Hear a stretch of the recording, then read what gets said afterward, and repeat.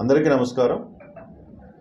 ఈరోజు నేను కొండేపీసీ అని ఈరోజు మా ప్రకాశం జిల్లా SP sir Damodar IPS sir ఉత్తర్వుల ప్రకారం, అదేవిధంగా మా ఇన్ఛార్జ్ అడిషనల్ ఎస్పీ సారు మరియు క్రైమ్స్ అడిషనల్ ఎస్పీ సార్ వీరిద్దరి యొక్క ఉత్తర్వుల ప్రకారం నేను మరియు కొండేపీ ఎస్ఐ గారు, మా సిబ్బంది ఎంఆర్ఓ గారును మరియు మీడియేటర్లను సెక్యూర్ చేసుకొని రాబడిన సమాచారం మేరకు ఈ కొండేపీ జార్లపాలెం రోడ్లో వెళ్తున్న సందర్భంలో మాకు ఒక అశోక్ లైలాండ్ ట్రక్ ఆటో మమ్మల్ని చూసి వాళ్ళు పారిపోవడానికి పారిపోవడం ప్రయత్నిస్తూ ఉన్నారు.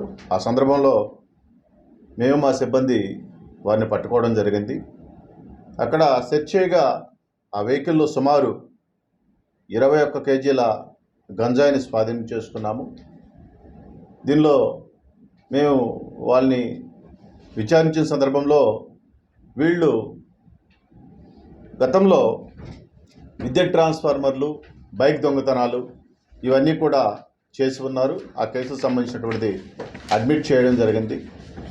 అందులో సుమారుగా 13 మందిని అరెస్ట్ చేయడం జరిగింది.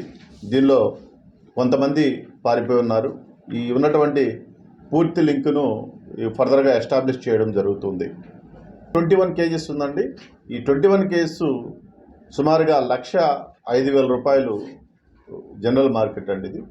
వీళ్ళు ఈ 21 కేజెస్ని సుమారు 5 lakhs రూపాయల వరకు కూడా అమ్మేటువంటి ఛాన్స్ ఉంది.